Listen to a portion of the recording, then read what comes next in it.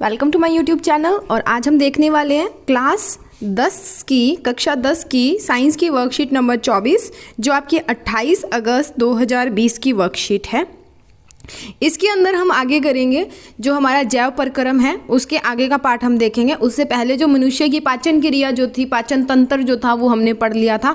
अब जो है वो श्वसन तंत्र जो है यानी कि सांस लेने वाला जो पार्ट्स हैं वो हम डिस्कस करेंगे। ठीक है, श्वसन वह प्रक्रिया जिसके द्वारा संजीव भोजन से ऊर्जा प्राप्त उत्पन्न करते हैं और इसमें शामिल है सांस लेना और कोशिकीय श्वसन।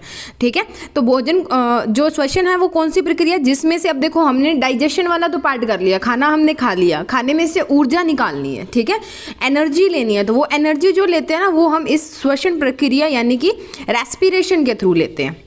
इसमें हमारे पास दो अलग अलग चीज़ें, एक तो सांस लेना यानी कि जैसे हम गैसेस का लेना आना जाना करते हैं, जैसे ऑक्सीजन को अंदर लेते हैं O2 को और CO2 को बाहर छोड़ देते हैं, एक तो ये प्रक्रिया होती है। ठीक है, नाक के थ्रू सांस लेने वाली। जैसे गैसेस का विनिमय, वायुमंडल में से ऑक्सीजन का सेवन और CO2 का उत्सर्जन, O2 लेना और CO2 को बाहर छोड़ देना। ठीक है, उसके बाद में होता है कोशिकीय श्वसन। कोशिकीय जो आपका कोशिका के अंदर जो ऊर्जा उत्पादन के लिए भोजन का विखंडन करता है, ये जो श्वसन होता है इसके अंदर क्या होता है, कोशिका के अंदर ऊर्जा उत्पादन के लिए जो भोजन होता है उसको अलग अलग जो उसके छोटे छोटे कण हैं उनके अंदर बांटा जाता है, उनके अंदर से अलग अलग पोषक तत्व जो है वो निकाले जाते हैं। ठीक है, अब जो श्वसन होता है वो दो तरह का होता है, एक तो वायवीय होता है और एक अवायवीय होता है। वायवीय मतलब वायु से। ठीक है, वाय कहाँ से आया, वायु जो हमारा शब्द है वो निकला किससे है, वायु से। ठीक है, तो वायु मतलब ऑक्सीजन, हमारे लिए वायु मतलब ऑक्सीजन। ठीक है, जिससे हम सांस लेते हैं। वायु का कौन सा जो गैस है वो हमें सांस लेने में सहायता करती है, ऑक्सीजन O2। ठीक है, तो वाय का मतलब वायु, और वायु में से हमें कौन सी चाहिए होती है, O2। ठीक है, तो वो श्वसन जो ऑक्सीजन की उपस्थिति में होता है उसको बोलते हैं वायवीय, और अवायवीय मतलब ऑक्सीजन नहीं चाहिए, मतलब उल्टा हो गया, तो वो जो ऑक्सीजन की अनुपस्थिति में होता है उसको बोलते हैं अवायवीय। ठीक है, ये जो है वायवीय जो है माइटोकॉन्ड्रिया में होता है, और अवायवीय जो है वो कोशिका द्रव्य और विशेषकर जो ईस्ट होते हैं उन कोशिकाओं में होता है। ठीक है, अंतिम उत्पादन वायवीय का क्या होता है, CO2 और जल, कार्बन डाइऑक्साइड और जल। ठीक है, और इसके अंतिम उत्पादक होते हैं अल्कोहल या लैक्टिक अम्ल। ठीक है, ग्लूकोज का पूर्ण जो चयन है वो होता है CO2 जल और ऊर्जा मुक्त होती है। ठीक है, यानी कि ग्लूकोज का पूरी तरह से जो उपचयन है यानी कि उसका विखंडन है वो हो जाएगा और हमें क्या मिलेगा, CO2 जल और ऊर्जा मिलती है। इसमें क्या है, ग्लूकोज का जो अपूर्ण अपचयन है वो होता है जिसमें हमें इथेनॉल, लैक्टिक अम्ल और कार्बन डाइऑक्साइड और ऊर्जा जो है वो मिलती है। ठीक है, उसके अलावा हमारे पास है जो लास्ट वाला है, अधिक ऊर्जा उत्पन्न होती है। जो वायवीय है उसमें ज़्यादा ऊर्जा उत्पन्न होती है, इसमें अवायवीय में कम ऊर्जा उत्पन्न होती है। ग्लूकोज का एक अणु लगभग 36 ATP एक ऊर्जा की इकाई होती है। ठीक है, उसका भी हम पढ़ेंगे। तो 36 ATP के तुल्य ऊर्जा मोचित करता है। ठीक है, यानी कि ऊर्जा को है वो निकालता है, और इसके अंदर जो एक अणु है वो 2 ATP ऊर्जा ही है वो निकालता है। तो इसके अंदर ऊर्जा ज़्यादा होती है, इसके अंदर ऊर्जा कम उत्पन्न होती है। ठीक है, अब ATP को क्या कहा जाता है, power house of a cell भी कहा जाता है, जहाँ पे बहुत ज़्यादा जो पावर जो है वो जनरेट की जाती है। ठीक है, पावर हाउस उसको बोला जाता है। उसके बाद मैंने आपको एक डायग्राम दिया हुआ है, ये यहाँ पे थोड़ा सा धुंधला हुआ है, इसमें आपको ग्लूकोज के विखंडन के कुछ 3 तरीके बताए गए हैं अलग अलग। उसके अंदर हमारा आता है एक तो वायवीय, एक अवायवीय और एक और आता है। ठीक है, यानी कि हमारा पहला तो आता है ऑक्सीजन की अनुपस्थिति में, फिर आता है ऑक्सीजन का अभाव यानी कि ऑक्सीजन की कमी है, ऑक्सीजन है जरूर पर उसकी कमी है, अनुपस्थिति मतलब है ही नहीं, उसमें हम ईस्ट डालते हैं। ठीक है, ऑक्सीजन का अभाव मतलब कम है। ठीक है, और दूसरा है ऑक्सीजन की उपस्थिति में, एक तो ऑक्सीजन बिल्कुल नहीं है, एक थोड़ी सी है और एक जितनी चाहिए उतनी है। ठीक है, तो उसका मैं पहले आपको बता दूंगी। पहले हम यहाँ पे एक चीज़ देख लेते हैं ATP के बारे में।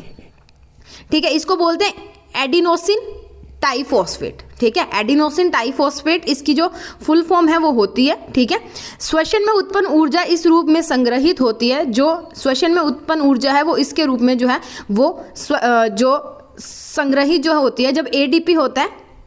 ठीक है, ये ट्राइफॉस्फेट है, वो एडिनोसिन डाइफॉस्फेट होता है। एडिनोसिन डाइफॉस्फेट में एक फॉस्फेट ऐड और कर दिया तो डाई का मतलब 2 फॉस्फेट, ठीक है, और एक फॉस्फेट और ऐड कर दिया तो क्या बन गया, ट्राईफॉस्फेट। ट्राईफॉस्फेट हमारे पास क्या थी, एटीपी।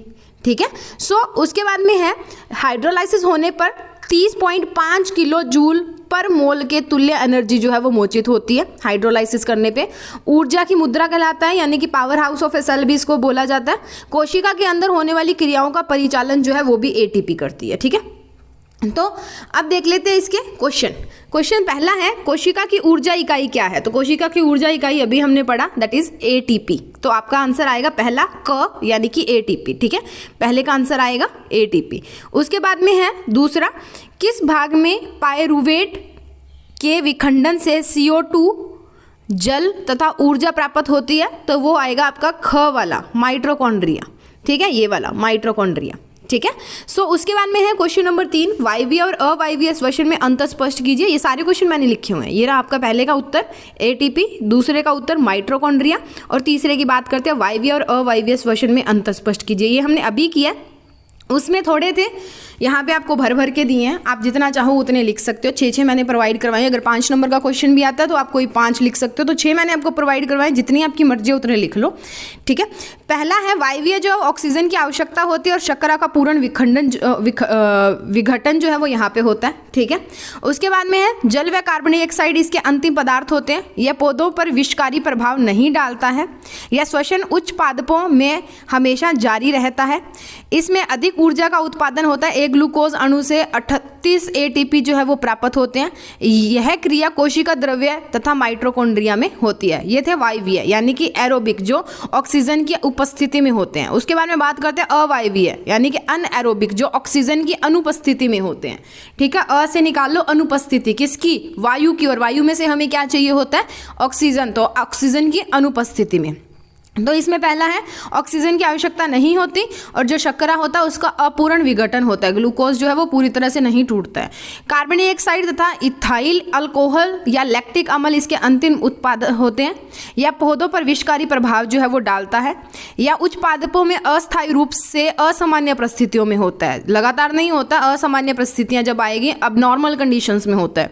इसमें काफ़ी कम ऊर्जा उत्पादित होती है। एक ग्लूकोज अणु 2 एटीपी जो है वो प्राप्त होता है। एक ग्लूकोज के अणु से सिर्फ 2 एटीपी ही हमें प्राप्त होता है। यह क्रिया पूर्णतः कोशिका द्रव्य में होती है। वो किस में होती थी, माइटोकॉन्ड्रिया और कोशिका द्रव्य में। ये सारी की सारी ही कोशिका द्रव्य में होती है। ठीक है, अब हम उस डायग्राम की डिस्कशन करेंगे जो आपका ऊपर रह गया था। ठीक है, उन 3 पथों की व्याख्या कीजिए जिनके द्वारा विभिन्न जीवों में ग्लूकोज का विखंडन होता है। हमने वो 3 रास्ते बताने हैं, 3 पथ बताने हैं, 3 वेज बतानी है जिसके द्वारा जो ग्लूकोज है वो विखंडित होता है जीवों के अंदर। ठीक है, पहली बात तो देख लेते हैं, ग्लूकोज के ऑक्सीकरण से ऊर्जा प्राप्त होती है। हमें ग्लूकोज का ऑक्सीकरण करना है। ऑक्सीकरण मतलब ऑक्सीजन की प्रेजेंस के अंदर हम उसकी रिएक्शन करवाएंगे। ऑक्सीजन पहले उसको नहीं देंगे, फिर उसको थोड़ी सी देंगे, और फिर उसको काफ़ी देंगे जितनी चाहिए होती है। यह श्वसन प्रक्रिया के लिए प्रमुख कच्ची सामग्री के में कार्य करता है। यह ऑक्सीजन की उपलब्ध मात्रा तथा जीव के प्रकार पर निर्भर करता है, यानी कि कितनी ऑक्सीजन उसके पास है जीव के पास, उसके ऊपर यह निर्भर करेगा। सभी जीवों में ग्लाइकोसिस होता है, ग्लाइकोलाइसिस इसको बोलते हैं। ठीक है, ग्लाइकोलाइसिस होती है जिसमें ग्लूकोज जो है वो पाइरूवेट में बदल जाता है। ग्लूकोज की ग्लाइकोलाइसिस होगी जिसमें ग्लूकोज है वो पाइरूवेट में बदल जाता है। ठीक है, 3 कार्बन वाला यौगिक है। पाइरूवेट क्या है, जिसके अंदर 3 कार्बन होते हैं। ठीक है, और यह प्रक्रिया जीव द्रव में होती है। ठीक है, अब 3 अलग अलग पार्ट्स कैसे हैं, 3 अलग अलग पथ कैसे है। पहला तो है वायवीय श्वसन द्वारा। वायवीय श्वसन द्वारा मतलब हम ऑक्सीजन उसको पूरा प्रोवाइड करवाएंगे, ऑक्सीजन उसको देंगे। इस प्रक्रिया में ऑक्सीजन ग्लूकोज को खंडित कर जल और CO2 में खंडित कर देता है। ऑक्सीजन की पर्याप्त मात्रा में ग्लूकोज विश्लेषित होकर 3 कार्बन अणु वाला पाइरूवेट जो है वो के 2 अणु को निर्मित करता है। ठीक है, जो हमारा ऑक्सीजन की पर्याप्त मात्रा में जो ग्लूकोज होगा वो विश्लेषित होकर 3 कार्बन परमाणु वाला जो पाइरूवेट है उसके 2 जो अणु हैं उनको निर्मित कराएगा। ठीक है, उसके बाद में होता है दूसरा अवायवीय। उसमें क्या होता है, ऑक्सीजन की अनुपस्थिति में जो हमारा यीस्ट है, ठीक है, के किण्वन क्रिया होती है। ठीक है, तथा पाइरूवेट, इथेनॉल व CO2 जो है उसका निर्माण होता है। ठीक है, पाइरूवेट, इथेनॉल और CO2 का जो है वो निर्माण होता है। ओके, उसके बाद में तीसरा है ऑक्सीजन की कमी, यानी कि ऑक्सीजन का अभाव। की कमी में लैक्टिक अम्ल का निर्माण होता है, जिससे मांसपेशियों में क्रैम्प्स आते हैं। क्रैम्प्स मतलब ऐसे मोच आती है उस टाइम पे जो दर्द होता है ना, तो लगातार क्रैम्प्स सोते टाइम, और आप देखना कई लोगों के ऐसे मोच की तरह उनको फील होता रहता है, ठीक है, वो बोलते हैं कि नब्ज के ऊपर नब्ज आ गई, ऐसा कुछ बोलते हैं, तो इसके कारण हम ही जो मांसपेशियों के अंदर क्रैम्प्स है वो आते हैं। तो ये था वो आपका डायग्राम जिसकी बात हम कर रहे थे। ये जो ग्लूकोज होता है इसके पास 6 कार्बन के अणु होते हैं, हम लिखते हैं C6H12O6। तो 6 कार्बन के अणु वाला जो ग्लूकोज है वो कोशिका द्रव्य में पायुरुवेट यानी कि 3 कार्बन वाले अणु और ऊर्जा के अंदर टूट जाता है, विखंडित हो जाता है। अब 3 कंडीशंस है। पहला तो ऑक्सीजन की अनुपस्थिति में जो हमारी यीस्ट होती है, ठीक है, में जो किण्वन क्रिया है वो होती है। इसमें इथेनॉल, कार्बन डाइऑक्साइड और ऊर्जा मिलती है। 2 कार्बन के अणु आते हैं, ठीक है, इथेनॉल में। मिथ में 1 होता है, इथ में 2 होते हैं, ठीक है। उसके बाद में होता है मीथेन, अगर बनता तो 1 कार्बन का अणु, इथेन बन रहा है तो 2 कार्बन के अणु, ठीक है। उसके बाद में है अगर प्रोपेन बनता तो 3 कार्बन के अणु। अब है ऑक्सीजन के अभाव में, हमारी पेशी कोशिका के अंदर होता है ऑक्सीजन के अभाव में, इसमें लैक्टिक अम्ल और ऊर्जा मिलती है जिसमें 3 कार्बन के अणु होते हैं। उसके बाद में ऑक्सीजन की उपस्थिति में माइटोकॉन्ड्रिया में होता है, ठीक है। आपने ये देखना है कि आपको कंडीशन कौन दी है। अगर ऑक्सीजन की अनुपस्थिति है तो जो यीस्ट है उसमें होगा, जो अगर ऑक्सीजन का अभाव है तो हमारी पेशी कोशिका जो है उसमें होगा, और अगर ऑक्सीजन की उपस्थिति है तो माइटोकॉन्ड्रिया में होगा, ठीक है। उसके बाद में कार्बन डाइऑक्साइड, जल और ऊर्जा जो है वो हमें इसमें मिलती है ऑक्सीजन की उपस्थिति के अंदर, ठीक है। ये आपने फोटोसिंथेसिस वाली रिएक्शन देखी होगी, प्रकाश का जो संश्लेषण हमने किया था प्लांट्स वाले केस में, पौधों के केस में, वहां पे क्या थी, कार्बन डाइऑक्साइड जो थी CO2 + H2O, ठीक है। ऊर्जा यानी कि सनलाइट की प्रेजेंस में क्या बनाते थे, C6H12O6 और उसके साथ ऑक्सीजन और पानी बनाते थे, ठीक है। तो ऑक्सीजन हमने यहाँ पे इसको दी, ग्लूकोज इसके पास था, उल्टी रिएक्शन हमने करवा दी, ठीक है, उल्टा करवा दिया इसका, बिल्कुल, ठीक है। सो अब उसके बाद में पीछे से रिएक्शन को लिखना आपने स्टार्ट कर दें, ओके। सो ये हो गया हमारा क्वेश्चन नंबर 3। अब बात करते हैं क्वेश्चन नंबर 4 की, दैट इज ATP का पूरा नाम लिखिए। तो एडेनोसाइन ट्राइफॉस्फेट, आप इसको इंग्लिश में भी लिख सकते हो, कोई फर्क नहीं पड़ता। आप इसको हिंदी में भी लिख सकते हो, जैसे आपको ऊपर दिया हुआ है, दैट इज एडेनोसाइन ट्राइफॉस्फेट, आप इसको लिख सकते हो। चाहे आप इंग्लिश में लिख दो, कोई फर्क नहीं पड़ेगा, आपका गलत नहीं होता, ठीक है। तो एडिनोसिन ट्राइफॉस्फेट ये यहाँ पे लिखा हुआ है, आप इसको भी ऐसे भी लिख सकते हो, आप इंग्लिश में भी लिख सकते हो। जब फुल फॉर्म लिखनी होती है तो ये मैटर नहीं करता कि आपने किस में लिखा है, ठीक है।